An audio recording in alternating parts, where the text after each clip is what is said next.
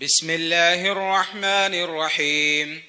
الحمد لله رب العالمين، والصلاة والسلام على سيد الأنبياء والمرسلين وعلى آله وأصحابه أجمعين. أما بعد، فإن أصدق الحديث كتاب الله، وأحسن الهدي هدي محمد صلى الله عليه وسلم، وخير الأمور عبازمها، وشر الأمور محدثاتها، وكل محدثة بدعة، وكل بدعة ضلالة، وكل ضلالة في النار. وبالسند المتصل منا إلى الشيخ الإمام الهمام الحافظ الحجة أمير المؤمنين في الحديث أبي عبد الله محمد بن إسماعيل بن إبراهيم بن المغيرة الجعفي اليماني البخاري رحمهم الله تعالى رحمة واسعة.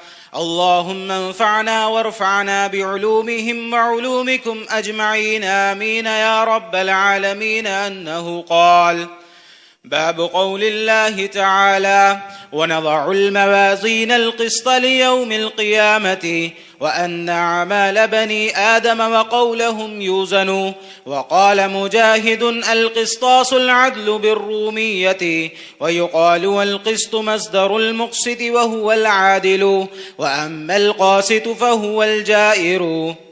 وبه قال حدثنا أحمد بن أشكاب قال حدثنا محمد بن فضيل عن عمارة بن القعقاع عن أبي زرعة عن أبي هريرة رضي الله تعالى عنه وعنهم قال: قال النبي صلى الله عليه وسلم: كلمتان حبيبتان إلى الرحمن، خفيفتان على اللسان، ثقيلتان في الميزان، سبحان الله وبحمده سبحان الله العظيم.